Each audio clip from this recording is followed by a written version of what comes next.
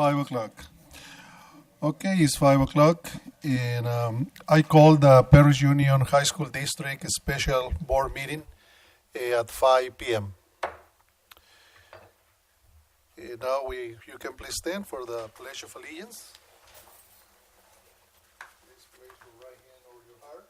Let's begin. I pledge allegiance to the flag of the United States of America and to the republic for which it stands, one nation, under God, indivisible, with liberty and justice for all. Please be seated.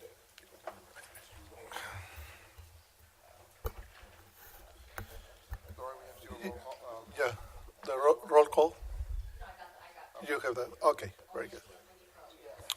Okay. The next item is invitation to address the Board of Trustees on agendized and non-agendized items. No takers today. 5.1 is a study session. This Board of Trustees will conduct a study session regarding the feasibility of the local bond measure. Well, Dr. Rouse and board, we had a study session previously. We had talked about, the overcrowding to the schools and what's happening as we're progressing to try to build that high school down in Menifee and finish up Paris High School. So now you've given us a direction to do a feasibility study, and that's what we're here to look at tonight. What the information that was gathered through a polling service and what the community is looking at as far as being in support of that. So I'm going to turn it over to Candace to let her lead us through the PowerPoint. Sorry, I should have done this first. I have this tonight. Let's see. Okay, well, we're very excited to be before you tonight. Dr. Rouse and Mr. Stafford, much of this tonight will be repeat information since you're members of the feasibility committee. So we thank you for being part of that committee and apologize that much of it is repeat. But the presentation will be a little bit different in the sense that it'll be a little bit more in-depth, have the data that you previously asked for about the trustee areas in terms of disaggregating that data. But I thought we would start tonight before we hear from our consultants, our experts in this field, just a review of how we got here, to tonight. As you know, we had our study session, as Grant mentioned, in July. That was, I'll try to summarize it in like 2 seconds because it was 4.5 hours long, but we gave you the very exciting update to our master plan. We talked to you about and recommended and you approved or gave direction. Those contracts will actually be coming in November, the contracts for the priority projects. So that's exciting news going on in our district. We gave you the historical financing that we've done here in this district and talked about future options, one of those being, and the most viable, being another local bond measure, which really brings us here, tonight. We asked, as part of our recommendation, to formally study the feasibility of a next local bond measure, and part of that was retaining TBWB strategy, so I'll do introductions now. Joy Tatarka and Jeremy Hauser from TBWB. I think there's another initial now, right? They're going to be TBWB to me forever.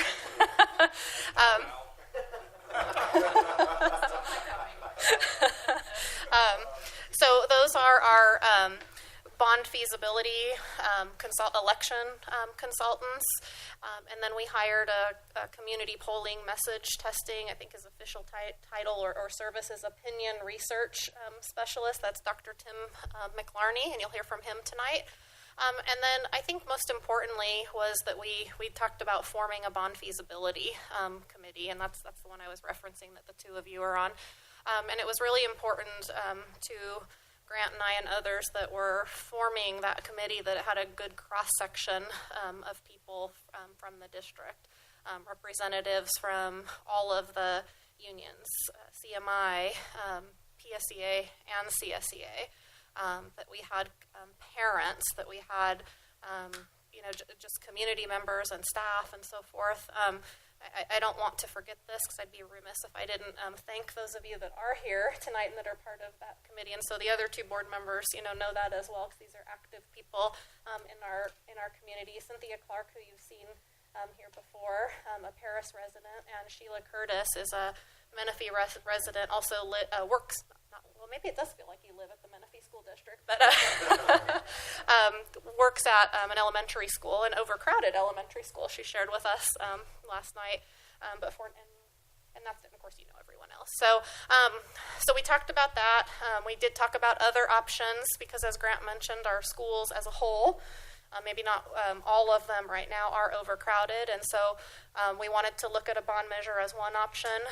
Other options would be perhaps redrawing boundary lines. That is political and not fun as well.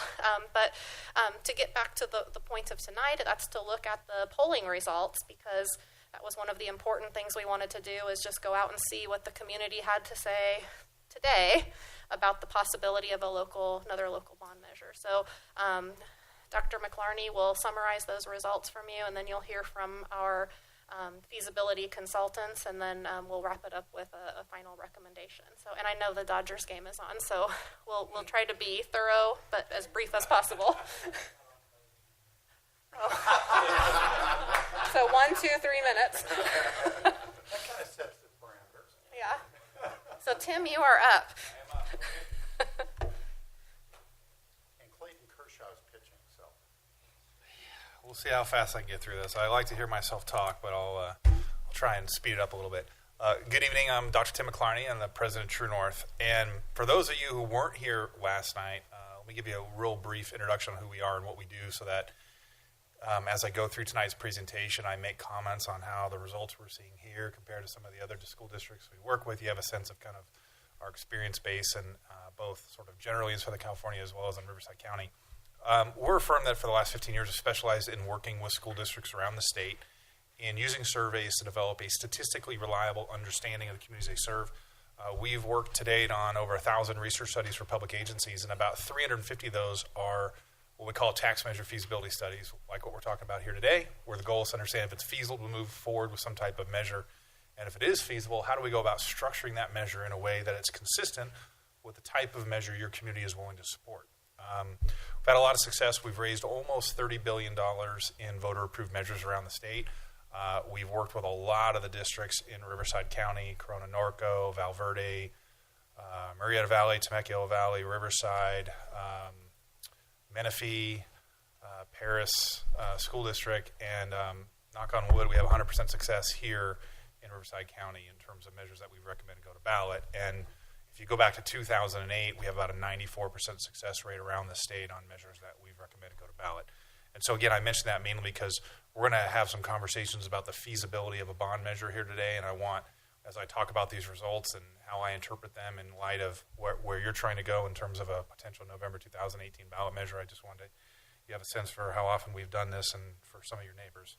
I need the clicker. Okay, so these are not in sync, but okay, here we go. So before we talk about the results, take a brief second to talk about both the purpose of the study, which is sort of the why we do this, as well as the methodology or the how we do this study. We're trying to really answer three things in a study like this. The first is that basic question of, is it feasible? And what I mean when I say is it feasible is if this board were to choose to place this measure on an upcoming ballot, does it have a reasonable chance of being successful, right? Answer to that question is always yes. Sometimes we do this research and we really can't see how to get you from where you are today to where you need to be to have a good shot at being successful on election day. And if that's the case, I'm going to be the first person to tell you that, right? Because there's a lot of effort that goes into these measures, and you want to know that if you're going to invest that kind of effort, that you've really got a reasonable shot at being successful in the first place. Second, if we do find feasibility, the second thing we're trying to understand is how do you go about structuring this measure in a way that is the type of measure your community is interested in supporting, right? Lots of elements to a bond package. There's what it is you're going to fund, the projects you're going to build with that. There's the price tag. There's the accountabilities that come with it. All of those things this survey can help guide. And then thirdly, it's an opportunity for us to understand what sort of information does the community need to be able to make an informed decision about this measure and to get comfortable with that decision. I'm a big proponent that if you're an agency that's going to place a measure on a ballot and ask voters to make a decision about their future, you need to do a good job informing them about that choice, right? The district can't advocate, right, as a public agency, but it can inform, right? And you want to have an informed voter when they're going into the ballot. Okay, I'm going to try and and sync these up. Okay, in terms of methodology of how we did this, survey was conducted in October. We spoke with a random sample of what we call of 608 likely November voters with a likely June 2018 subset. What that means is we identified voters who, based on when they registered to vote in the district and what elections they've actually participated in since that point, is this the kind of individual that we would expect to actually cast a ballot next November, right? You've got about 40,000 or so likely November voters in the district. Within that group, there's a smaller group that are not only going to cast a ballot in November, they're really disciplined voters. They're going to show up in June as well and cast ballots there. Yeah. Yes. Yeah. The presidential election would be even a higher turnout. So this is based on that November 18. Yep. Now, we use a process called stratification and clustering. I could get into it if you like, but suffice it to say that the sample of 608 voters we chose is representative of that likely November 2018 universe on all the dimensions that we know are related to how people vote on these measures. Things like age, things like gender, partisanship, household party type. It's not just what your partisanship is, it's who you live with that actually shapes how you vote on these measures. So we pay close attention to all of those dimensions when we're pulling our sample. And that final sample looks like a small microcosm of what that likely November 2018 voter universe looks like. We conducted this using a mixed method design, which means we used both telephone and email for recruiting participation in the survey. We also allowed people to participate or take the interview by telephone or online, whichever was their preference, English and Spanish. And now, because this was a random sample of 608 voters and not a census of all of your 40,000 voters, it has what's known as a margin of error due to sampling. And what that means is, in this case, it's about 3.95%, so let's just call it 4%. We can be 95% confident that the results we'll talk about today are within 4% of what we would have found had we spoken with all 40,000 of those likely November 2018 voters. So accurate with the sample of that size. Okay, so let's talk about the results. This first slide shows the results of what we call our importance of issues question. For each of the issues on that slide, we asked voters to tell us how important is this to you. Is it extremely important, very important, somewhat important, or not at all important? We've created this bar graph to show that percentage that said it was either extremely important or very important. And even though these were asked in a random order, we've sorted them from high to low here on the graph based on that combined percentage. And what you find is the number one issue for voters in your district was reducing crime and gang activity. They had 93% say that was either extremely or very important. Followed closely by improving the quality of education in local schools, 89%, maintaining local streets and roads, protecting local property values, creating jobs and improving the local economy, and at the bottom there, preventing local tax increases. We ask this question because it's a good warm-up, just gets voters thinking about local issues as they're starting the interview, but it's also an opportunity for us to understand how does that issue of improving the quality of education stack up against the issue of preventing local tax increases. Kind of makes sense, right, that if they care more about education than they do preventing local tax increases, you're better positioned to move forward with some type of tax measure related to education than if those things are reversed or they're tied. And so here we see there's about a 12, 13-point gap between those two issues in terms of importance, with education being higher. That's good. I will say we're seeing a little more sensitivity both in your district as well as other parts of Riverside County in the last 6 months around this issue of preventing local tax increases. There's a little more tax sensitivity in the last 6 months. I think that that's a little bit of a holdover from the November 2016 election. There are a lot of measures on that ballot. People are starting to see them in terms of tax bills and other things, and so we're seeing that number be a little higher than we've seen in the past necessarily, but that's also one of those things that sort of waxes and wanes over time. And so I would expect that to start to diminish a little bit as we get a little further away from that 16 election. Okay. Now at this point we move right to what we call our initial ballot test, and the idea is before we start talking about the tax rates associated with a bond, we start talking in more detail about the projects that could be funded by your measure, and we start talking both about arguments pro and arguments con about this proposal. We want to present to voters a mock-up of what we think that 75-word ballot statement could look like and get their reaction. It's a real good gauge of where your committee is at on the natural with respect to this proposal. And so the wording is shown there on the slide, and here are the results. At the initial ballot test, we had 61% of voters say they would support that proposal. You had about 30%, 29% who said they would oppose, and another 10% who were unsure. In the state of California, for a Prop 39 bond, you need 55% support. So at that initial ballot test, we are 6 points above that threshold. That's a good place to be. It's a good place to start, right? Now, digging behind this, this is how the initial ballot test broke out by community of residents. And what we did is we took Paris and we took Menifee, and then we took all the other areas of the district, largely unincorporated areas, and broke them into three things. So you have Paris, Menifee, and other. And what you see is within Paris, support level was quite a bit higher than on average, 72%. Not surprising when you look at the makeup of the Paris electorate, right? It's a more liberal electorate than the outlying areas of the district. But even when you get to the outlying areas of the district, both Menifee and these other areas, we had 59% support for the measure. So now we also have it by district here on the next slide. And here's by trustee area, which I'd imagine is of interest to everybody. And what you see is it varies from a low of 55 to a high of 69, but it's actually at 55 or above for every trustee area too. So nice to see that kind of reasonably level pattern, right? Sometimes we do this and you'll see 2 or 3 areas or trustee areas be really high and two or three trustee areas be really low. We're not seeing this here. It's either 55 or above in each one, so that's a plus. Now, one of the unique things about bond ballot language, and I shared that with you earlier, is it references an aggregate bond amount. In this case, we tested $148 million.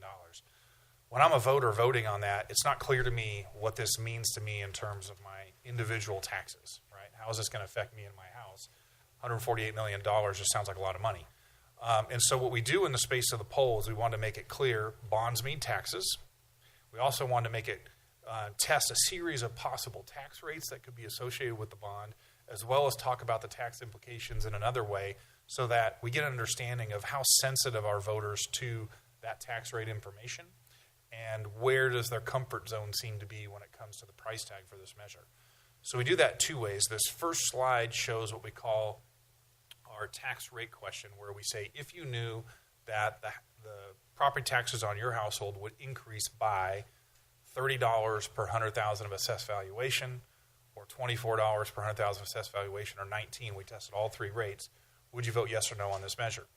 And what you see is that when you, at $30 per 100,000 of assessed valuation, we got about 44% support, right? So it drops off. At $24, it's at 46%. At $19, it's at about 54%. This question is a very conservative read on what the sort of tax sensitivity is in the community, because what we're doing is we're saying, when you think about the 75-word bond statement, ballot statement, it talks a lot about the benefits. What are we going to build, why it matters, right? And price tag is one of those things. Here, what we're doing is we're sort of putting the blinders on them and saying, forget about everything we're going to build and all the benefits of this. Let's just talk about the money, right? And so it's a hard test on how sensitive people are about this. And we always see that from that initial ballot test to the tax threshold question, you get a bit of drop-off because of that. Now, the other thing we've learned over time, though, is when you say things like your taxes are going to go up by $30 per 100,000 of assessed valuation, not everybody knows what that means, right? I mean, very few people go around talking about assessed valuations, right? And some people, when you say $30 per 100,000 assessed valuation, you got to be quick in doing math in your head to figure out what does that mean to me as a property owner. And so even though we convey it in that way, because that's the way that bond tax implications are typically discussed, we know that there's still some uncertainty around what that means for a lot of voters. So we also tested a different way, which is to say, all right, let me put it another way. If you knew that the typical property owner in the district, this measure would cost them $66 per year, would you vote yes or no? The $66 per year is that $30 tax rate multiplied times the median AV for a residential property in the district. It's what the typical, the 50% mark is in terms of your assessed valuations for residential properties, and you get $66 per year. That's the column on the left. To the right, we also do $42. That's the $19 tax rate multiplied out for the typical property owner. And what you see is you get a somewhat better answer or more support when you take the mystery out of it and stop talking about rates per 100,000 assessed valuation, and instead just do the math and say $66 for the typical property owner. At that rate, we've got 50% support when we're talking about the money. And when you do the $42 per year, we're up at about 54% support. So all this information kind of helps us understand where the comfort zone is of your community today with respect to the tax implications. And also, we know now that to the extent that you're going to be talking about the money, you're better off doing the math for folks and helping them clarify that piece.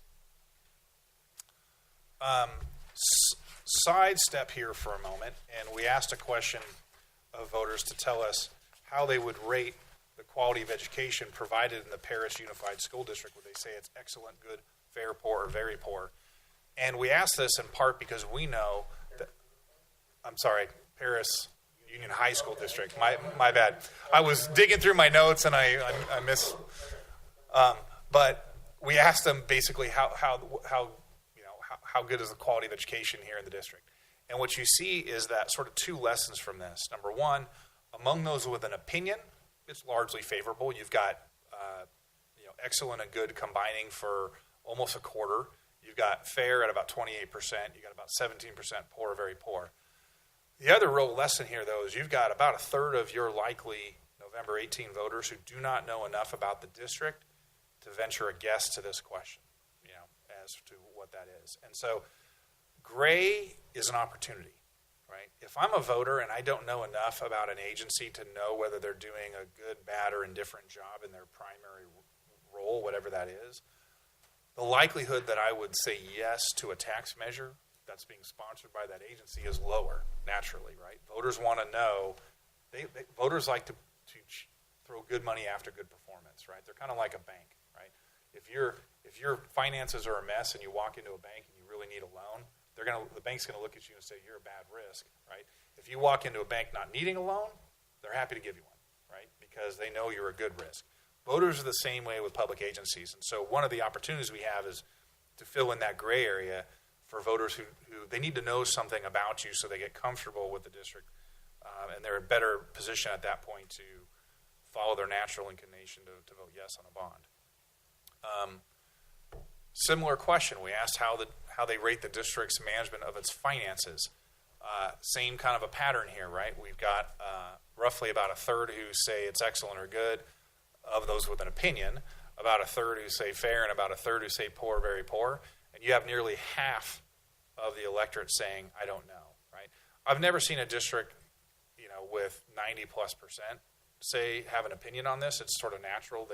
Voters don't spend their days thinking about reviewing your audits and other things.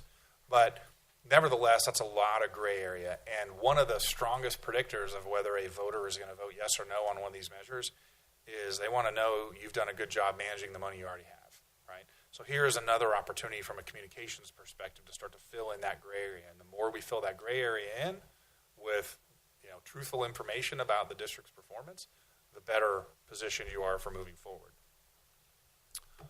Okay, now at this point in the survey, we get to what we call our projects and programs section. And here is where we're trying to do two things. The first is we're now going to unpack your bond measure into all the different projects that you could spend the money on.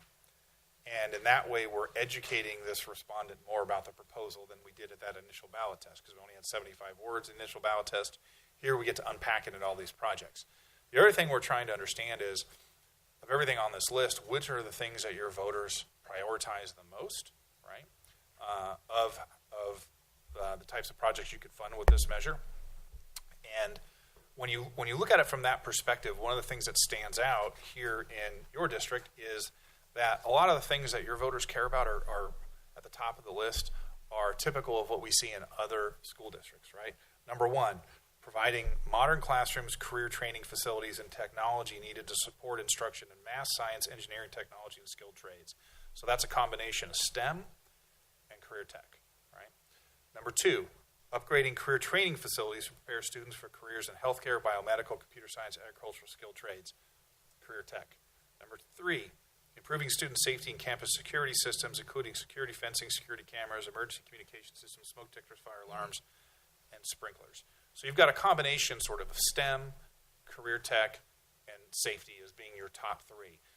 But as you look down that list, just because it's not top 3 doesn't mean it's something that you don't talk about or don't include in your bond program. There's a lot on this list that voters care a lot about. The one thing I will say at the very bottom, there's a little red line at the bottom, and that's a project that we only asked of Paris voters because it was about completing the Paris High School. And as you can see, obviously that's very popular among Paris voters, you might expect. Now, if this board chooses to place a measure on an upcoming ballot, November 18, let's say, there's going to be an election cycle, right? And during that election cycle, you're going to have advocates of this bond, members of the community stand up and make a case to the community about why this measure is needed, right? And try and convince their friends and their neighbors to support it. You might also get opponents, right? People will stand up and say this is a bad idea, we shouldn't be doing this, and they level arguments against this proposal to try and get voters not to support it. For this to be a reliable gauge of the feasibility of your bond measure, we need to know not only where are voters today, which was that initial ballot test, but how sensitive is their support for this measure based on the types of arguments they may encounter during an election cycle, given where they are today. And so we simulate that by first testing positive arguments and then testing negative arguments. In the positive argument side, the nature of the question is supporters of the measure say blank, you insert a positive argument. Do you think this is a very convincing, somewhat convincing, or not at all convincing reason to support the measure? And as you can see here, we tested a lot of positive arguments, and a lot of them get traction. Above the red line, that top red line, those are arguments that are district-wide. Every voter got those. And the number one, which is interesting, is our area is growing fast. We need to build additional schools to keep up with the growth and relieve overcrowding at our existing schools. For example, Paloma Valley High School was built for 2,200 students. It currently has 3,200 students, and within 5 years is expected to reach almost 4,000 students. The reason I say that's interesting, it's a growth argument. In a lot of communities, when you throw out the word growth and development, overcrowding, it can backfire, right? Because voters get uptight about that. They don't like the concept of it, and it just doesn't become a winning argument for bond measures. Your community gets it. We saw it in Menifee when we did the school bond there, and they get it. They understand that there's growth and there's a need to deal with it. The second argument is an equity argument. Our students deserve to have the same educational opportunities as others in the region. We need to upgrade our schools, facilities, and classroom technology to keep pace. So we want our students to have the same opportunities as other school districts where their facilities might be ahead of where ours are. And then thirdly is it's an accountability argument, the fact that there's a clear system of accountability with a Prop 39 bond, including a Citizens Oversight Committee, independent audits, right, and a project list detailing exactly how the money is going to be spent. Voters like to know that if I vote yes on this, my tax dollars are going to be well spent, right? And the Prop 39 accountability provisions help give them those assurances. Okay. Now, at this point in the poll, voters have heard more than they did at the initial ballot test, right? On the one hand, we talked about the tax rate information, and we saw that had a cooling effect, right, on support. But then after the tax rates, we were able to come back and talk about the projects in more detail that could be built, as well as expose them to positive arguments about the measure. And so we circle back and ask them, now where do you sit on this measure? And what you see is that support ticks down a little bit. That's a reflection of that tax rate information we shared. But the reality is support kind of went down quite a bit in response to the tax rate information in isolation, and then has come back up because of the projects and the arguments that they heard. And we're back up at around 57% support. You've got about 33% or a third that are opposed, and you still have about 10, 11% who are unsure. And then we get to the negatives. And here's where we're putting on our opponent hat, and we're anticipating what opponents of this measure may say, and we're leveling those negative arguments at a respondent. Because what we want to do here is what I call pressure testing, right? We want to see how, if we hit voters with a series of negative arguments, the type opponents would level at them, and we don't come back out after it with rebuttal arguments, what happens, right? So it's a way of sort of sensitivity testing voter support for your measure in the current environment. And what you see is, the negatives do get some traction individually. The number one was the district already passed the $200 million in bonds to fix the high schools and build a new one. Now they want more money. That's not fair to taxpayers, right? So as you can see, based on those arguments, we're testing the kind of hard-hitting negative arguments and using the language we would expect an opponent to say. Number two, we've been promised a new high school in Menifee before and it was never built. We just can't trust the district with this measure, right? Typical types of arguments you would expect from an opponent. We're not pulling our punches. The real question is, though, what happens afterwards? And what you see is so we were at 57 before the negatives. After the negatives, immediately after, without any rebuttal, we're at 52. So it cools us down about 5 points. That's also pretty typical. On the low end, when we look at negatives in some districts, the best scenario we ever see is you go down like maybe 3 points. Right? I've seen negatives drop a measure 10 points. So the fact that we're down 5 is pretty typical of what we would expect. Naturally, we land at about 52%, so we're not quite at that 55% mark that we'd like to be at. But again, that's in a scenario where the opponents had the last word and they had a lot of arguments to say about the bond before we tested this. And so what does all this mean?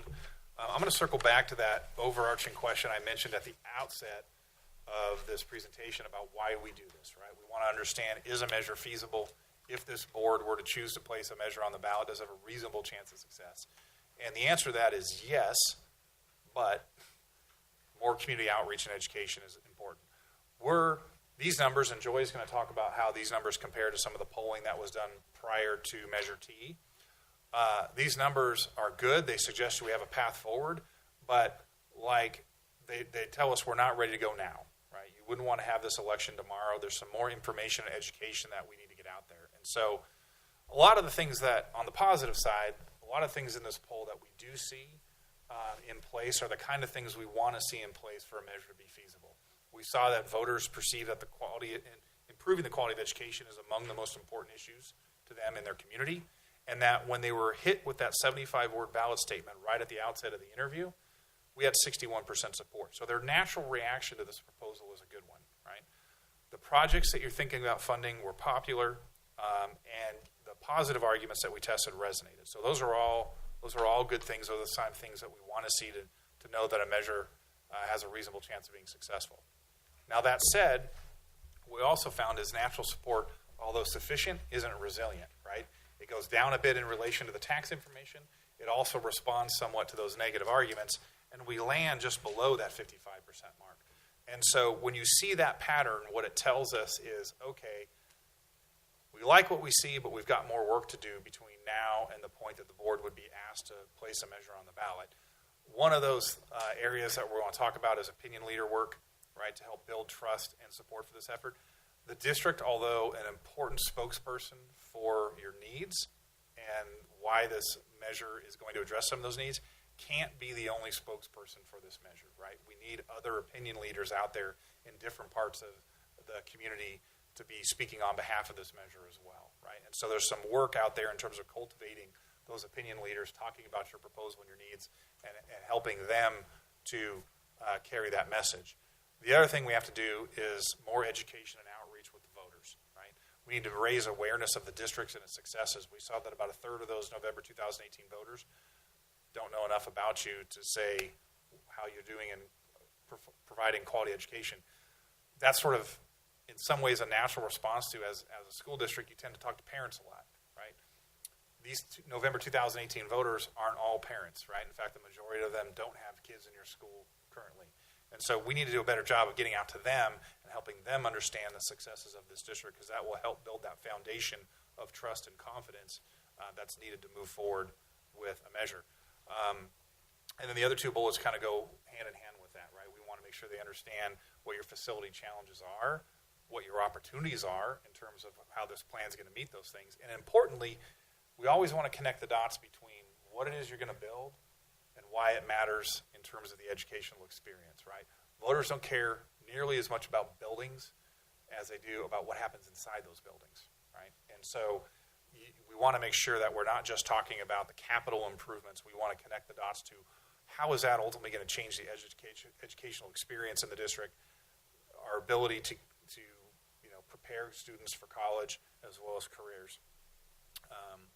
And so that is the end of my presentation. I welcome questions from the board if there are any at the moment. And if not, I'll hand off to Joy to take it up from here. questions? Okay. I'll still be here. I have one for you, just because I wanted you to. I'm sorry to put you on the spot, but one of the things when we were really digesting, this data, going back a couple of points to the negative arguments, I think on the natural, we kind of all thought that. The negative statements, particularly in the Menifee area, about High School 4, like we've talked about, the data actually didn't show that. So I was pleasantly surprised by that.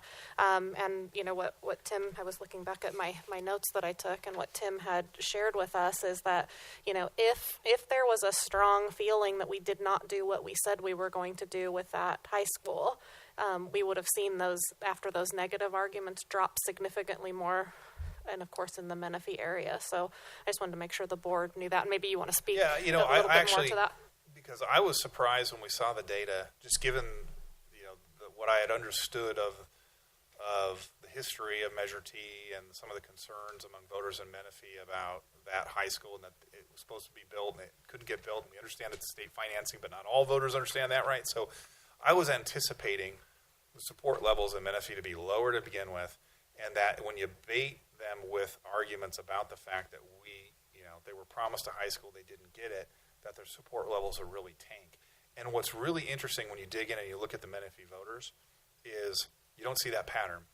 And in fact, what I was saying that they're more disengaged than disaffected. And what I mean by that is they're not upset about that. In fact, they're just not connected. They have the highest level of voters who say they don't know much about the district, right? So it's more that it's gray area, right? That they don't know how you're performing, as opposed to we know what the history is, we're mad about it, and we're going to reflect that in our vote. So I see that as actually a real opportunity here, because there is a good story to be told about how this measure, in combination with the money that's left over from Measure T, is going to get them that high school. So yeah, it was definitely a little different. I had to sort of reorient myself in terms of how I think about the Menifee voter after I saw the polling than I did before.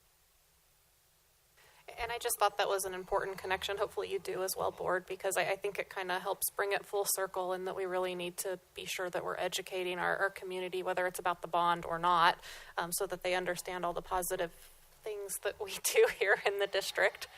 So anyway, thank you for elaborating on that. Sure. I don't know what I'm doing here. There we go. What's going on here? I had a couple of questions, actually. Yeah. The current community outreach, what we're doing now that we're supporting the community, did you get any opinion on that? I mean, how we serve our community now, as far as could be about the pool or adult ed or career. Were there any factors put into that when you ask these questions? No, I mean, I think what you see, we didn't ask a lot about your existing communications and outreach, right? What we do see in the pattern is just that there is a substantial number of voters who, obviously aren't getting that information, right? They don't, and part of it isn't that you haven't tried necessarily, although in some cases that may be the case. It's that they haven't listened, right? And so that connection hasn't been made, and the important thing is moving forward is making sure we make those connections. Okay, so what I just see is these might be some of the questions you put in the negative category, but they're not really negative. It's just information people would ask. What is the percentage of our current budget that we spend on salaries? I mean, things like that. What are we spending on salaries versus that actually goes to the kids? What's the life of the current bonds that we have on the tax rolls now? I know that information is readily available, but the public has to search a little bit to find that. We do already have a couple of bonds there. Mm-hmm. When do they expire? When do we pay those off? The other one was the money that we're going to get, well, we may never get from the state, the matching money. We have our portion of half of the high school. And we're looking, if that matching money were to come through, the public, wouldn't they somewhat feel as though, what's the timeline? So they wouldn't feel like, well, we gave you this money now. Now all of a sudden the state kicks in this money. You've got all this extra money. You didn't need to take our money in the first place. Just education that the public would know that what's afoot out there, what is going to happen with the state. And I think Candace had spoke about that before. So those are some of the public questions that I feel people, information they need. I think part of when we talk about communications moving forward, this isn't just the district talking and the public listening, right? This is the district doing listening too. It's a two-way conversation. And those are the kind of questions that will undoubtedly come up at certain points, and it's important that the district be transparent about those answers, right? Yes. Nothing will undermine this effort more going into the future than giving either actively not being transparent or even giving off the appearance of not being transparent, right? I mean, this is the public has to put a lot of trust in an agency if they're saying, I'm going to vote in favor of a tax measure for this bond or this parcel taxes. So it's incumbent upon the district to be able to have those answers ready to go.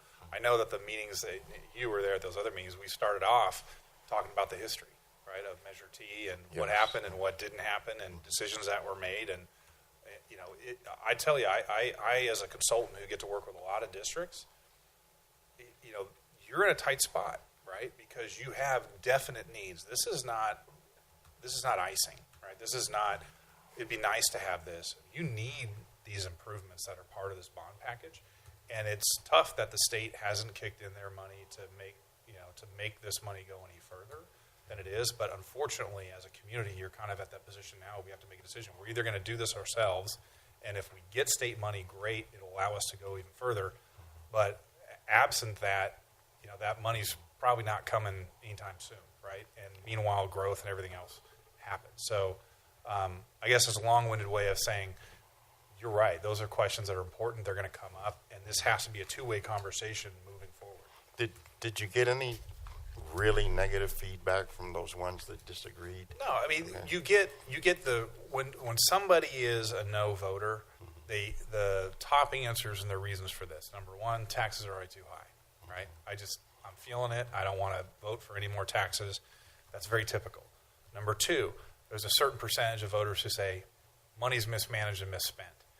We see that in every district, right? In fact, it's no higher here in Paris than it is in any other community because think about it, as good Americans, we're taught not to trust government, right? So our natural instinct is to say, I don't trust government. Now you have to prove it to me that you're doing a good job, right? As opposed to I automatically trust government. Third reason is they just need more information, right? I'm not going to vote yes based on 75 words. I want to know more about this proposal, right? And those are the kind of voters that are obviously real opportunities for us. The folks that just feel like their taxes are too high already, it's a hard case to make to those folks that we need to raise your taxes again, right? It's the ones that have other reasons around their nose that are a little more open to a conversation. So I'm curious, in my area, Trustee Area 4, all the people I've spoken to, not one has told me they're in favor of the bond. Not one. And so I'm curious how many people in my area, since it's showing 69%, approve of it or would be in support of it. How many people in my area were you able to communicate with, and what questions did you ask them specifically?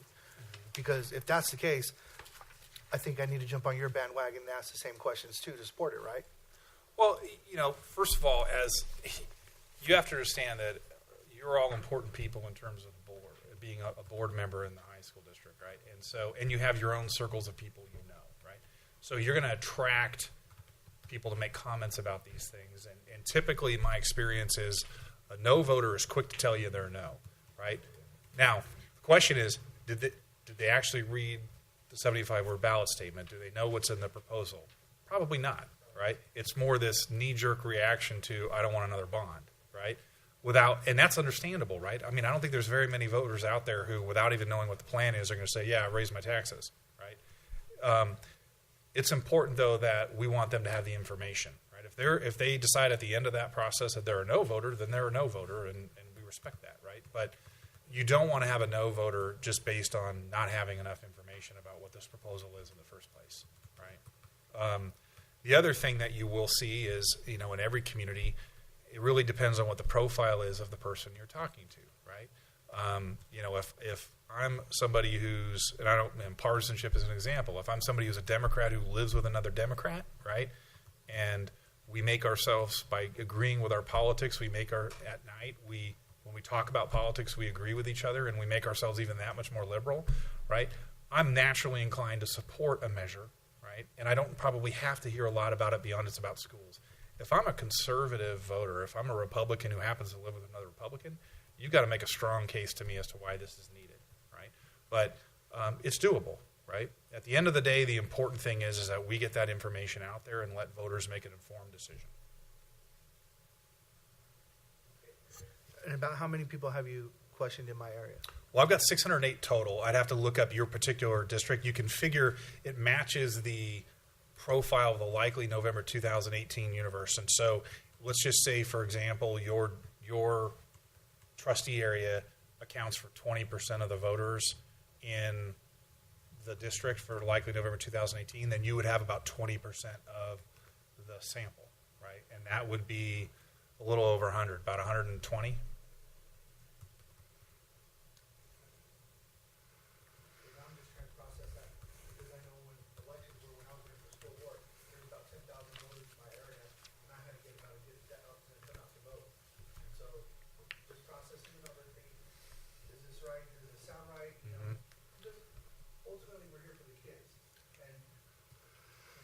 I'm going to get you a number here. That's what I'm listening. I'm listening. Ultimately, we're here for the kids, and I think doing what we can for the kids matters so much. And yes, money is everything, because without money, we can't be here. We can't exist. But what else can we do? Or we have other options than just the bond as well. Can we go logging in Sacramento? Can we ask local businesses for money, donation? What else can we do other than just putting it out the residents? Because the biggest argument that I'm dealing with right now here in Paris is that why should I give money for a school out there on the Scott Road? Why? It's not going to benefit my kids. And that's what they tell me. And I'm like, how do I come back from this?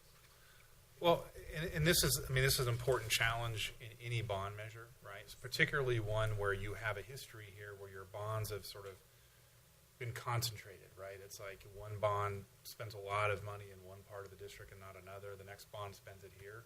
That creates a challenging situation moving forward, because it's a lot easier to rally support around a measure where it's obvious in this bond everybody gets a bit of it, right?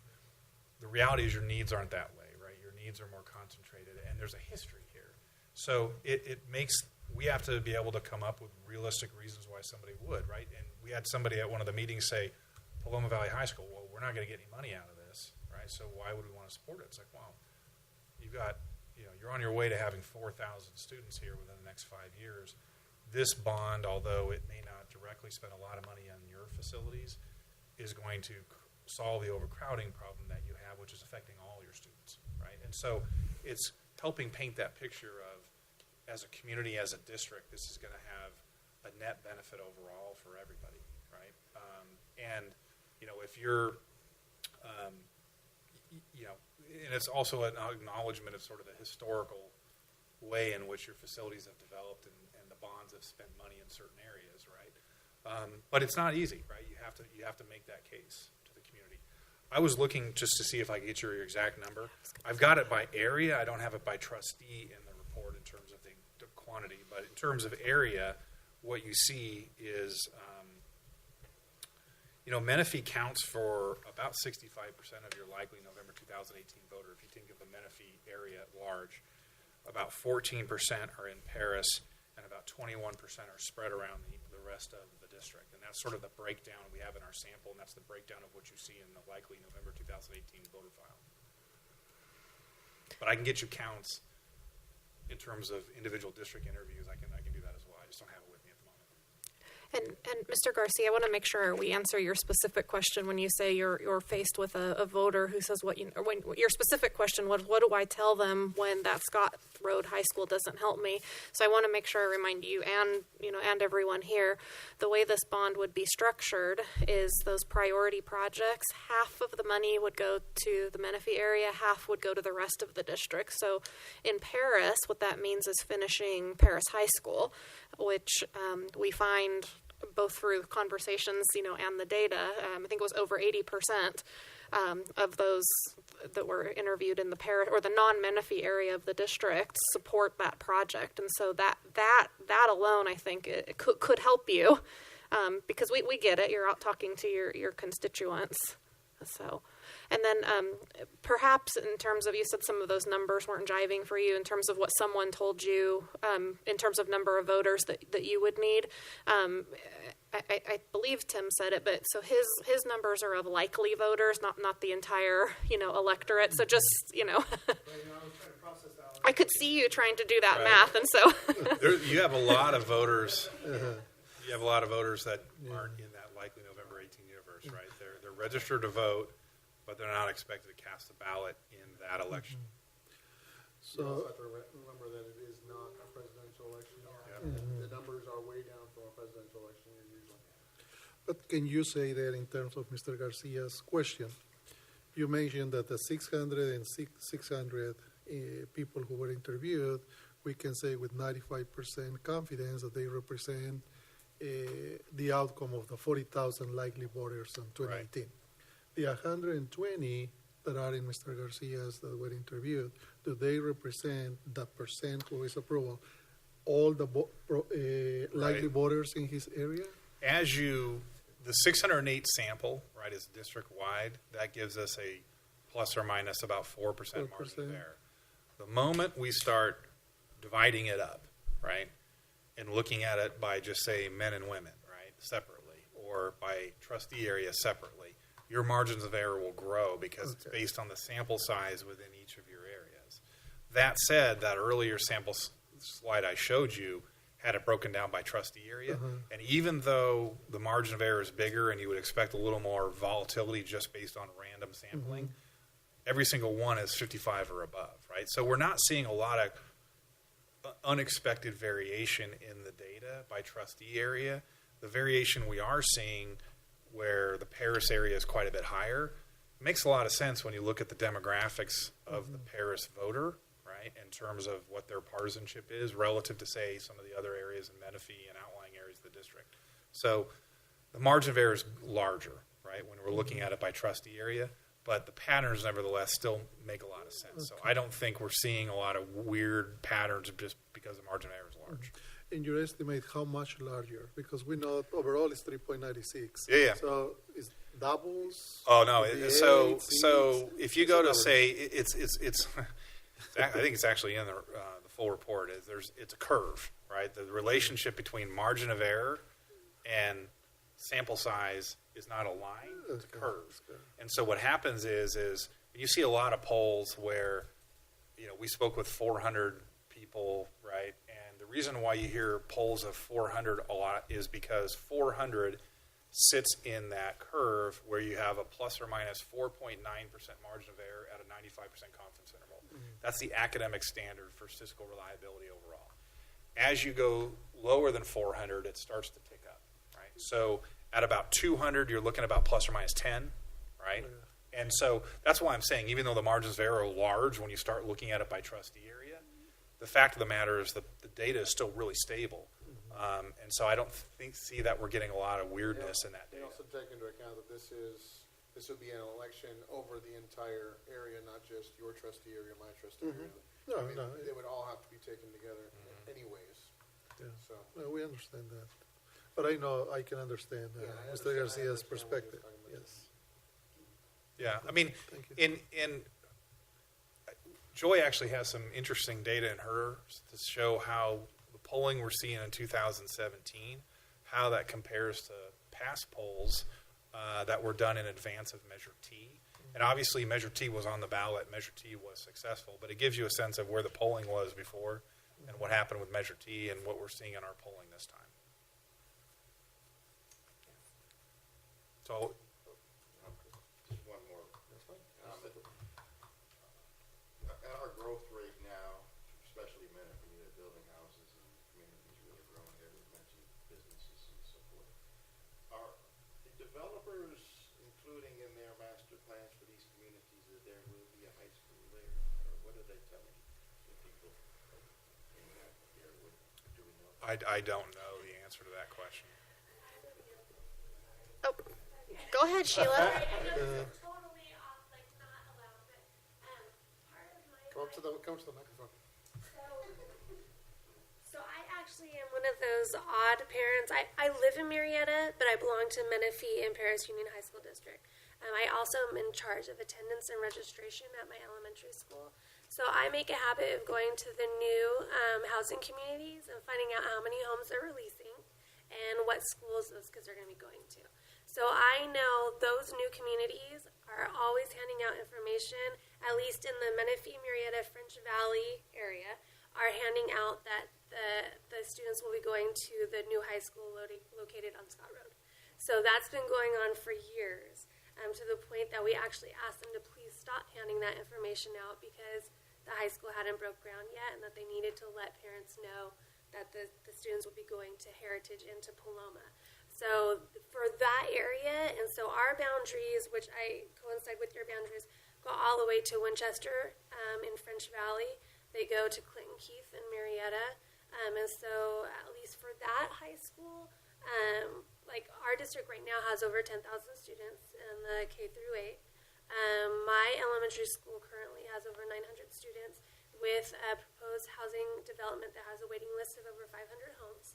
And the newest elementary school that they have built has a projection of another 2,500 homes. And then, if you guys, I'm sure you're familiar with Audie Murphy. It's a huge development. So they're planning an additional 2,000 homes there as well. So the forecast is high, but they have been letting parents know that there is a new high school coming through Paris Union High School District. I don't know if that reflects on their CFDs on when they go to do their taxes. Obviously, T is in there, but those families are aware that there is a new high school coming, and that's where their students will attend. Hope that helps. So I would agree with that assessment. Having recently, a couple of years ago, shopped for a home in the area, I did my own research in that regard, as well as trying to make sure that the housing salespeople were giving accurate information. And in one case, they were not, and so we had a little education session. Then I was no longer just a person shopping, but. In terms of the developers, I mean, as you know, we collect developer fees from them, which is part of our local money that we apply for facilities, how we're paying for the classroom building as one of those priority projects, at Paloma. It's not one of the priority projects, but on the Lakeview Nuevo side of the district, in that case, the single development potentially, coming in or working through the approval process is so large that, as we said in our study session and showed you, they are including land for a high school, middle and elementary as well, but specific to us, a high school there as well. So. Correct. And both Hector and Fred are actively involved in those kinds of discussions, with developers. So we do have a very collaborative relationship with them on both fronts, both from the sales office and the actual developer. I don't know if that answered your question. Okay.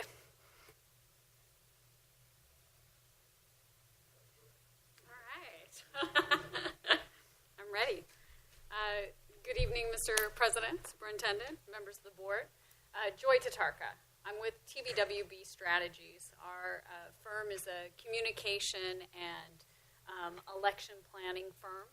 We also work with campaigns on the backside. So we work with districts and other public agencies to help them find out whether a measure is feasible and then do communication and outreach to get that community input back and provide information out.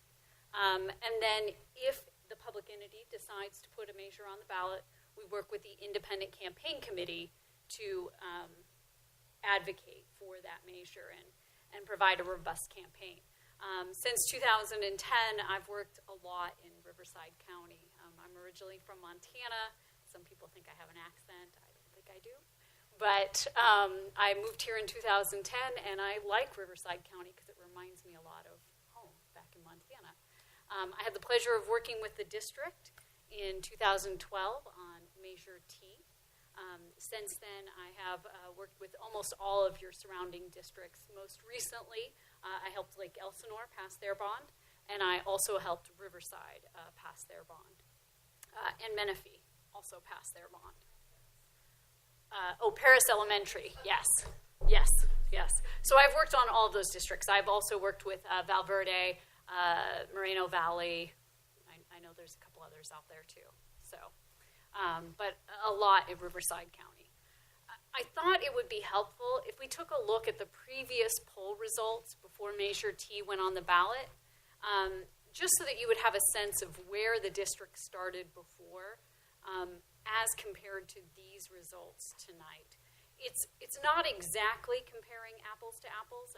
You utilized a different opinion survey firm back for those previous polls, but the same concepts were used back then. So you can see in the 2009 poll, we didn't even reach 50%. At that time, back in 2010, the board was considering whether or not to go on the ballot for 2010. Ultimately, they decided that the district should continue to do more outreach and education and gain more feedback through the process. And we worked with the district for 2 years in a very robust effort. You heard Tim talk about filling in that gray area.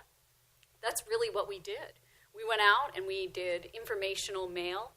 The superintendent and Candace at the time both did a lot of outreach to the community. Various board members also were very involved, going out, talking to each one of the cities in your community, providing some information and education, and obtaining a lot of feedback as well.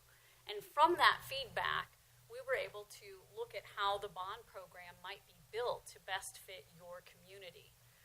We did another poll in 2012, and you can kind of see the results. After that outreach and education program, it really did make a difference. The numbers jumped up quite a bit there. At that initial ballot test, we did hit 55%.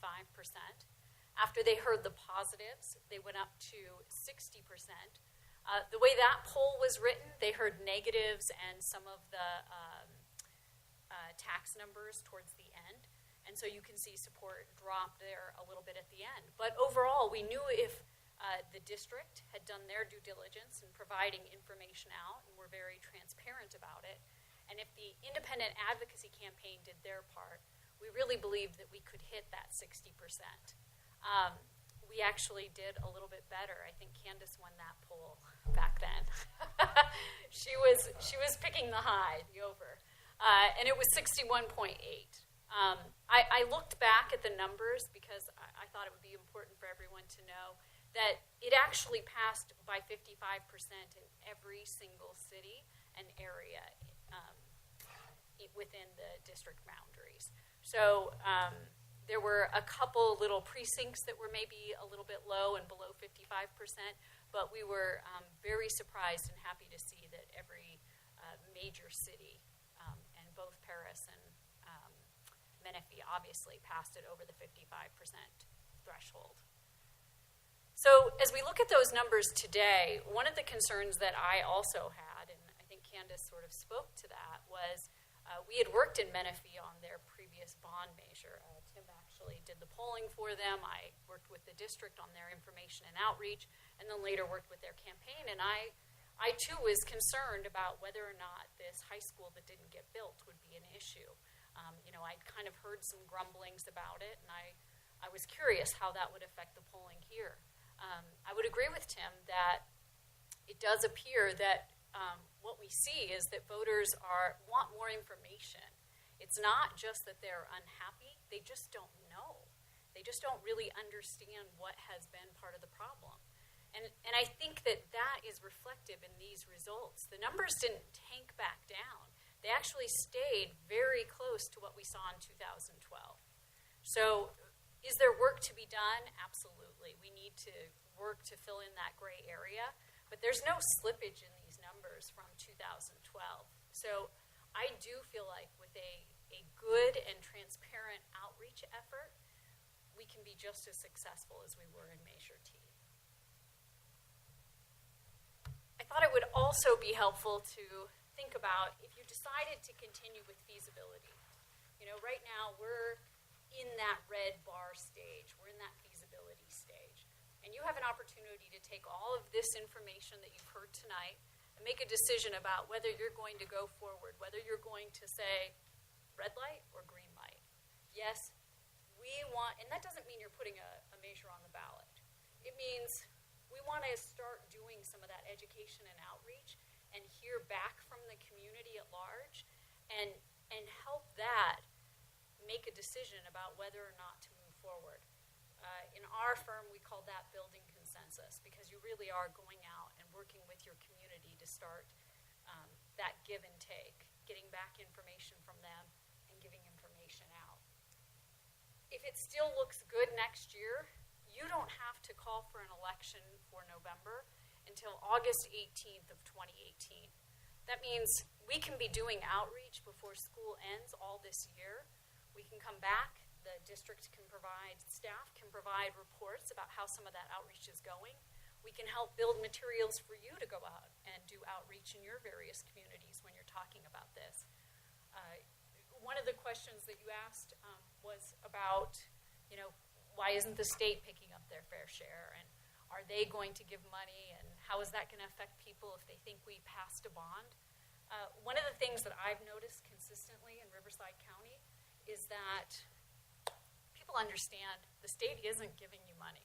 They get that. They get that the state is not helping out with education.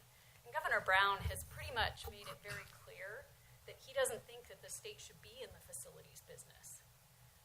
Tim mentioned earlier, one of the things that's unique about your electorate here is that they understand your area is growing very fast and there is a need for schools. It's a very powerful message here. And it's one that I think we just need to make sure that everybody, even people who don't have kids in schools, understand that. And I think that's where some of that gray area comes from, right? There are people who drive by the schools, but they don't necessarily know what's going on every day. Can you expand a little bit on what you just said about the governor and that he thinks that the state should not be involved in facilities? We approved the state bond. Yes, yes. Yeah. So it is my understanding that's the will of the people. He might be the governor, but legally, it's just because he doesn't want to do it. Does he? Obviously, if he has released the money, if he doesn't release the bonding, VA, yes. yeah. Yes. Take that. Can we do something at the CSBA? Are there any plans now with the new governor? We are going to have elections also in 2018. Yeah. What is the forecast, the political spectrum there with the new governor having a different perspective from Brown and really allowing and releasing that money that the people already, that we already approved? Yeah, I Can mean, you part tell of the education too is that, right, there is a long list of projects already waiting in line for that, you know, small amount of money. I mean, it seems like a lot of money, but they're so far behind and so far backlogged. I don't honestly know if a change of administration is going to make that big of a difference. I agree with you. I think people said, hey, we should definitely pass this bond. We want to fund school facilities. But I think it's a overall philosophy in the state that they think that this is better handled on a local government level, doing things like we're doing here, talking about whether or not you should pass bonds on a local level. They believe that it's more local control and that it allows the community to make a decision about what's best for the community.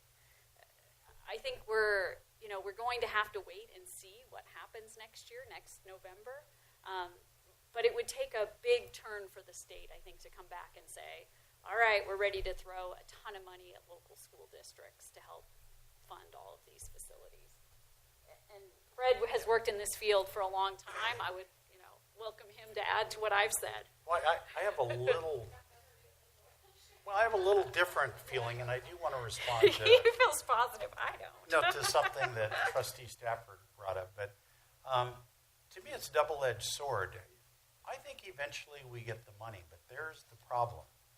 That as state money starts to get distributed to school districts, available contractors and their prices, contractors tend to be reduced, prices tend to go up. So while we may get state money, I worry that the timing will be in such reduced purchasing power that that's a real concern. But Trustees Rouse and Stafford, I really appreciate you being here last night, and I know you and I talked about a number of things, and I had a chance to reflect on your question, which was, how are we going to be viewed in the voters' eyes if we go for this bond and then we get state funding? And I took a little different perspective after thinking about last night, because we had a trustee here from Newview, and he was kind of exercised. And I think what he was really saying, and he wasn't part of our master planning process, but we took the needs at Heritage High School just as important as Paris High School or Pinacati. We did that intentionally because what I think he was saying was, you darn well better go get that state money so that you can be doing something at Heritage High School and not just Paris High School. So I just wanted to, add that. I think that is true. I do agree with Fred on that regard. I think people, when you can get state matching money, people are excited about that. I don't think anyone's going to say, why did you come ask us for money? Because they realize that this is matching money, that you have to already be at the table in order to get money. The question is how much the state, I think, comes up and decides to fund more projects. I think they understand that we can't ever expect the state to give us money. Yeah. But if we ever get money, it's icing on the cake and we can do other stuff. Yeah. I wouldn't say that I expect the state to give us money. My position is it doesn't hurt to ask for money. What's the worst they can say? Well, Candace isn't gonna. She's not going to give up. She's not gonna just gloss over anything where there's a possibility of money. I guarantee you that. I have already asked. We're going out. So we've asked for high school 4. Boy, now I'm going to join the bad news club with Joy. So there's sort of 3 spots to be if I'm really oversimplifying state funding. And so you're in this little itty bitty portion where the governor has actually released the funds. Okay, that's good because then the check's in the mail, right? You're on what's called approved but unfunded list. So that means we are kind of, next in line whenever the governor comes back around to issue the next little or big, amount. And then it's just how far can you get on the list. And then, unfortunately, where we are, because of the rules of the state program and having to have, Division of State Architect approval and so forth, and we applied right away. There was, what do you do? Twiddling of our thumbs going on, and we are on what's called an acknowledged list. And I guess the only worse place to be than that would be to have not applied. But that doesn't mean we aren't chasing every other facility dollar that's out there. In fact, I'm going to be out of the district up north and in Central California along with Hector and Juan Santos and a couple of agriculture teachers the next 2 days researching and visiting programs that have agricultural mechanics programs because we are writing 2 grants, which we talked about at the last, either the last or the August board meeting about those grants, and that's worth $6 million for us. And while $6 million is just a drop in the bucket compared to 148 or the needs of our master plan, we got to go after all of it because every little bit helps. And I hope we're just as successful with that CTE facilities grant as we were with the round 3 money in 2009. So we are definitely asking. Yeah. So again, I think you have a real opportunity here, and it's a real opportunity to engage your community and start doing some of that outreach. What I'd like to do, and of course I'm glad to come back and answer any more questions that you might have about the outreach or anything else, but I'd like to invite my colleague Jeremy to come up to explain some of the outreach that we might start doing and what that would look like as we move forward. Thank you, Joy, members of the board. Joy gave a pretty good overview of the next year, a 1,000-foot view of what putting a bond measure on the November 2018 ballot would look like. And although that August 10th date in 2018 seems like a far away date, it's going to come quicker than we think. And if you agree that a bond measure is worth considering further, that there's work to be done in the immediate future. And we're going to be doing two things. And I'll say that these things are consistent with the work that we did in the lead up to 2012 and consistent with the work that we've done for hundreds of districts in Riverside County and throughout the state. And there's an important distinction to make, and it's that we're providing information only, right? We're not advocating for or against a bond measure because legally we can't, right? But we can, as Tim mentioned and Joy mentioned previously, we can do a lot to fill in that gray area and make sure that once a measure is on the ballot in November, that people are making an informed decision about needs that they understand and a plan that they understand. So starting immediately, we're going to first kind of build the cart before we push it down the road, and we're going to be building our message based on the voter priorities that we found in the survey. Obviously, you have very specific needs here in your district, and our opinion research showed us that for the most part, voters recognize those needs, but they have priorities that stack up that could similar to you, but also a little bit different. And so there's work to be done to make sure that your plan aligns with those priorities that we saw in the voter survey.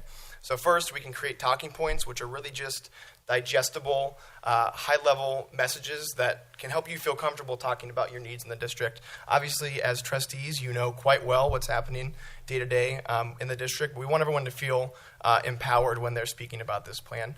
And again, when we're speaking about this plan, we're informing, but we're really listening too, right? We're not making a decision tonight of what the bond measure is going to look like. We're not even making a decision if a bond measure is going to exist. We're really making a decision about moving forward. And a really important part of moving forward is making sure that the community is continually involved in this process, right? We involve them in the feasibility study, and it's not going to stop there. We really want to make sure that this is a plan that's thoughtful and thought of from every angle, not just internally. We'll also create some more fleshed out, frequently asked questions that get more into the nuts and bolts of a potential bond proposal. Again, so district staff and trustees can feel empowered in speaking about a potential measure. We'll do a presentation so that we can conduct outreach outside of the district and to other local leaders in the area to make sure that they have the information about your needs. Obviously, informational handouts as well to go along with that. And in 2017, we'd be remiss if we didn't have some sort of web or social media presence. We'd be missing out on a big chunk of the electorate, and so it's important that we have a presence there as well. Concurrently, we will also want to start thinking about our outreach and making sure that we have a good list of key stakeholders in the district who we plan and who the district plans on meeting with to do that listening and information giving exercise, right? And we think of our stakeholders really in two different categories. We think first of our internal stakeholders who are people in this room now, people not in this room, but that really know the day-to-day operations of your schools and care a lot about the success of the schools, right? So your school site councils, your union representation, your feeder elementary school districts that, again, will want to know the specifics of a bond and want to know how they can help and spread the word. I think it's a really important group to target, particularly when we're looking at August of next year when, assuming a bond measure, you guys decide to move forward with a bond measure, there's a passing of a baton to an independent campaign committee. These are the types of people that could take that baton and continue the message on. Second are your external stakeholders who, while not as in tune with what you're doing on a daily basis and maybe not with as much knowledge about your facilities needs, are just as important in your community as opinion leaders. And it's really important that we let them know what your needs are, but also, again, hear from them about what they think about this proposal. So your elected officials in every city, in your district, at every level, right? Business leaders, news media, senior groups, people that talk to other people that we want talking about your needs in an informational and productive way. Again, we found this approach is really, really important so that before the ink is dry on your resolution to place a measure on the ballot, we've vetted it like we did in this first step with the poll, but also in a more close, interactive, face-to-face with the leaders in your community. So if there's any questions about that, I'm happy to take them. If not, I'll kick it over to Candace, who can kind of sum up what we've talked about tonight and talk about next steps. I have just one clarifying question.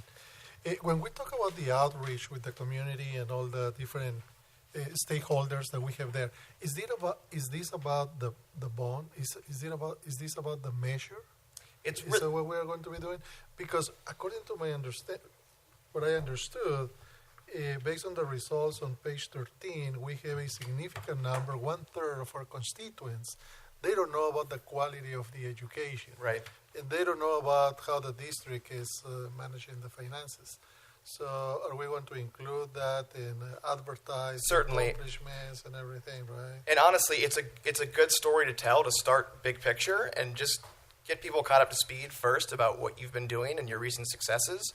And then we can move into an introduction of needs, and then you work towards a more specific plan, right? All of this is really funneling towards that August 10th deadline when we have a very specific resolution with a project list and 75-word statement. We're not there yet. And so your inclination is right? We want to start big picture and just do, honestly, a catch-up with registered voters at large because, like we saw in those charts that Tim presented, there are pretty big gray areas on pretty broad topics, not just the bond.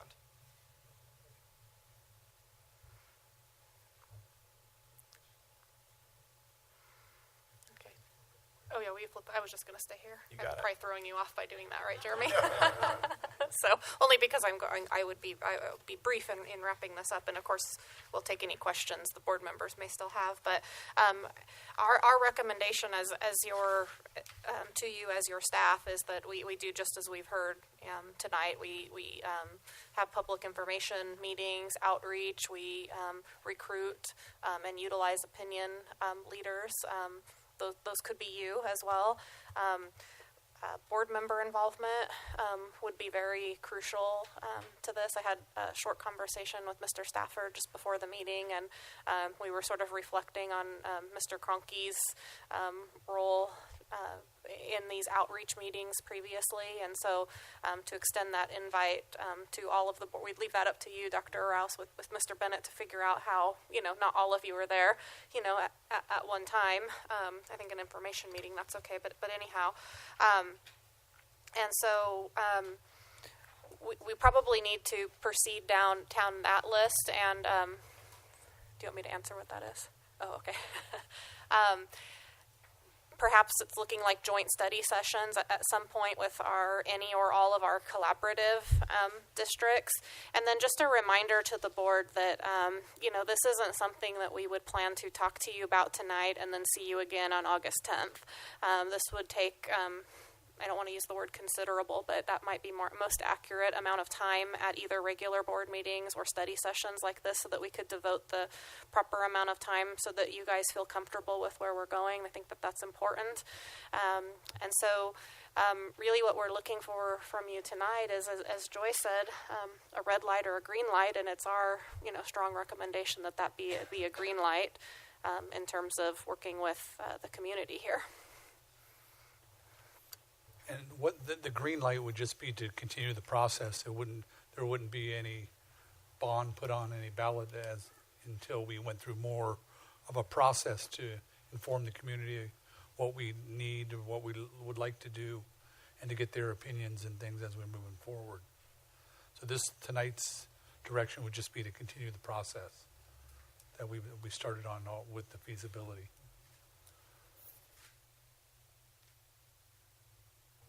So if we were to continue with the process, would it cost us more dollars, or is that within the same that we've already discussed? It's within the same contracts you've already approved.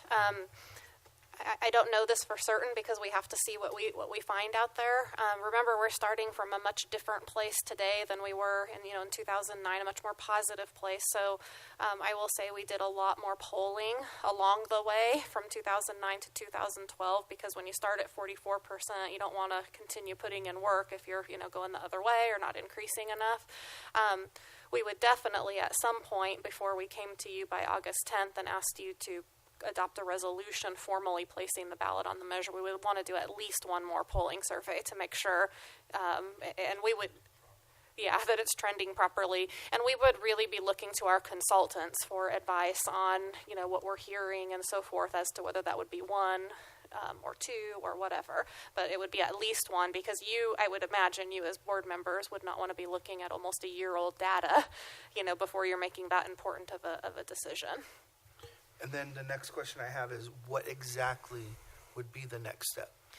So the exact next step is we would, Grant and I, Hector, Fred, others, have a conversation with our consultants as actually, who has the clicker? Can you go back to, there we go, Jeremy's slide there. So TBWB, in the contract that we're already paying them for, would develop all of those materials. I think it was an answer to one of your specific questions. You would have materials when you're talking to your constituents to be able to hand them. We might do mailers and social media posts and that sort of thing.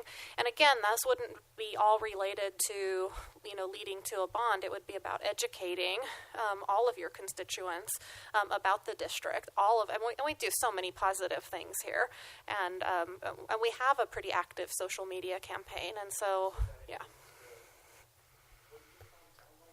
We could call them town hall meetings. I can't remember what we called them in 2009. We had a catchy name for them, but we had some. Yeah. Anyway, but we had meetings in different areas of the district, and they were really well attended. Yeah.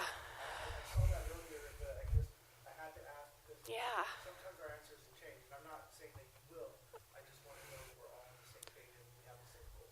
Yeah, and we had various stakeholders. It wasn't me or at that time, Jonathan leading those meetings. It was stakeholders, in the district. It was people like, Sheila and like Cynthia, and that's why I kind of gave her a look earlier.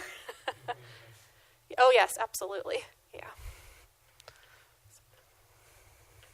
Just when we get into these study sessions, can we really, if we move forward, dig into the facts? I mean, down to the staffing of the school and how that's being funded, the furniture. I mean, everything that it takes to run that school.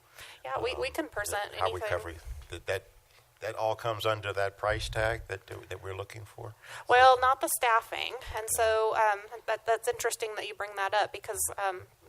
Not for this meeting, but part of a future presentation when we talk about budget, because as you know, we talk about that, quite often. As it becomes more and more likely that High School 4 will be opened, we would need to be asking the board to specifically reserve amounts in the ending balance for the opening of that school. It's what we did before Heritage started as well. And so facilities funds, whether it's bond or developer fees, CFDs, any of that, they can pay for things and not people.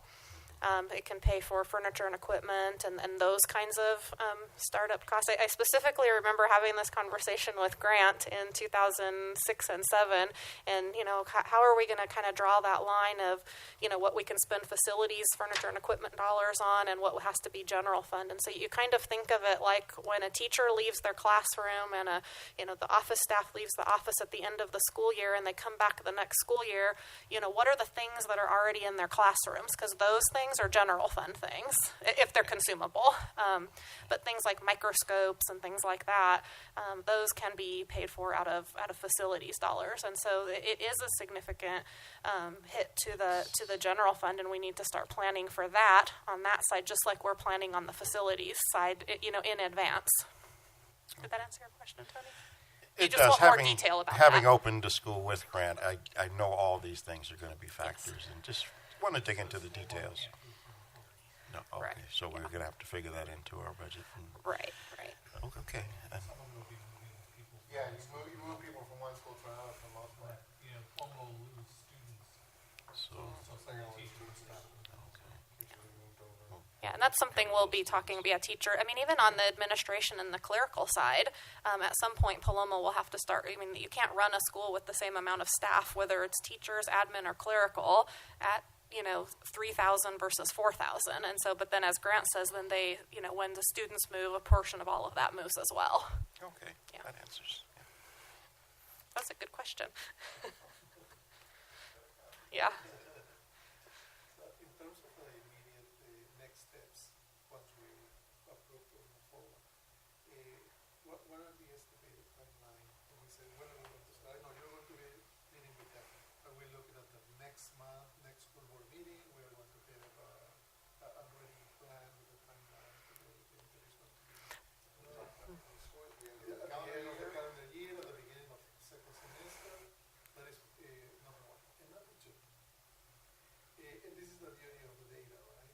We get 1/3 of our constituents that they don't know about the there is no doubt that we have been doing something on the average. So, and we have 48.5%, I believe, close to 50%, that they don't have an idea or there is room for improvement in terms of the management of financial.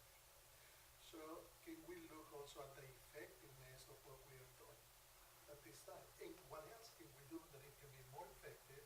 Because if we are doing something, that was my understanding from what I heard, we are sure that we are doing something.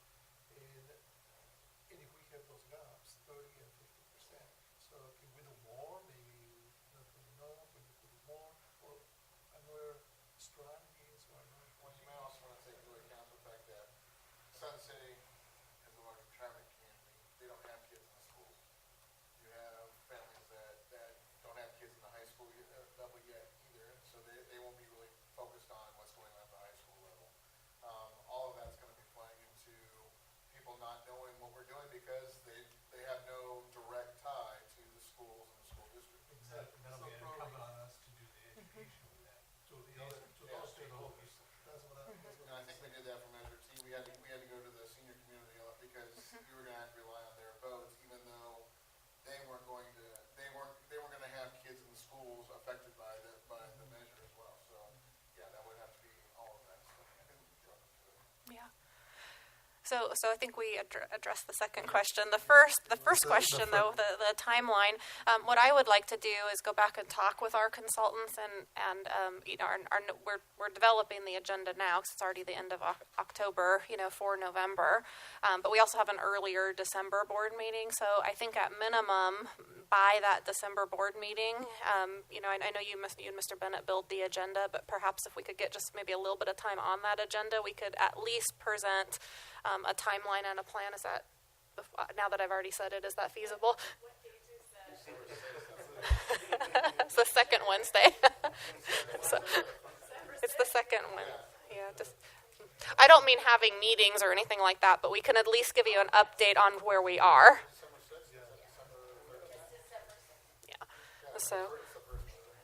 So about 5 weeks from now, we can have done a lot of planning behind the scenes and kind of tell you. Right. So yeah, we need to have a lot of discussions, and I wasn't trying to freak you out, Joy and Jeremy. Sorry, I didn't phrase that well, but yeah. Make you earn your money. Mm-hmm.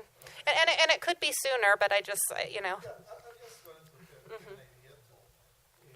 a ballpark.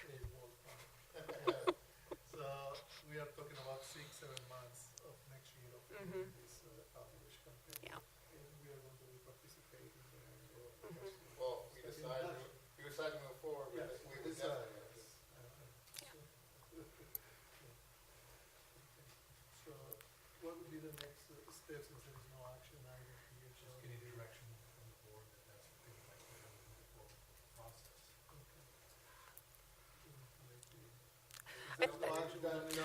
There's no official vote. I'll start the vote and say give the green light.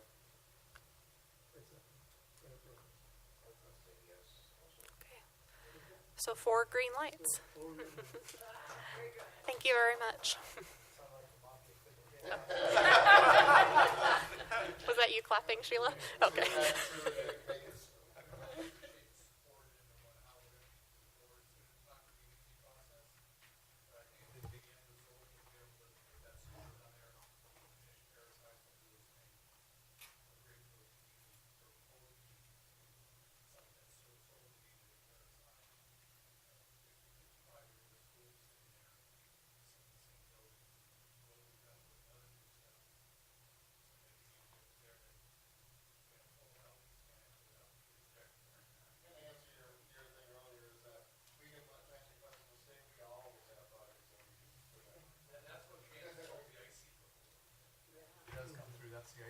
Yeah, Hector's happy to spend it, right? All day long.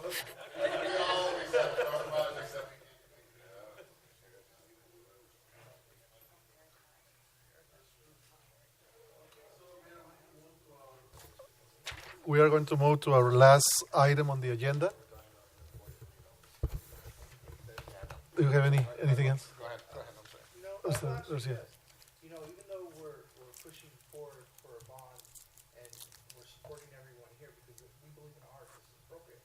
I still would like to see the district reach out to our community. We have huge multi-million-dollar businesses out here.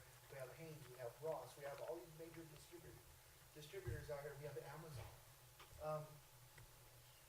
I don't think that's in our district boundaries. They would still donate because our kids go there for jobs. I'm just hoping maybe we can ask even for something. I don't care if it's $1. Anything would show, look, we're working with the community. They're working with us because our kids, our students are going there for jobs as well. I don't see why we can't ask as well. I would like to see more of that as well. Yeah. That's all I'm saying. And then we have our community engagement specialist. Maybe that's something we can get her to start looking at doing, is reaching out to some of those warehouse type businesses that are here in town that could be supporting some of our programs at our schools. Absolutely. Maybe they'll donate equipment. Who knows? Thank you, Trustee Garcia. Trustee Mr. Stafford. Any last comment? No, I hear what everyone's saying. Even though those distribution centers are in another town, their businesses are based on something. Just the impact of the new tax money that's going to come in. Just want more information. I'm just looking forward to more information. I feel good about the direction we're headed. Trustee Nelson. Okay. All right. So we are going to move to the last, to our first action item. That is to adjourn this this meeting. Trustee Nelson, Trustee Stafford, all in favor, say aye. Aye. Anybody opposed? Yes. Yeah, it's been approved 4-0 Just let you guys know, at 6:37 p.m. middle of the 6th,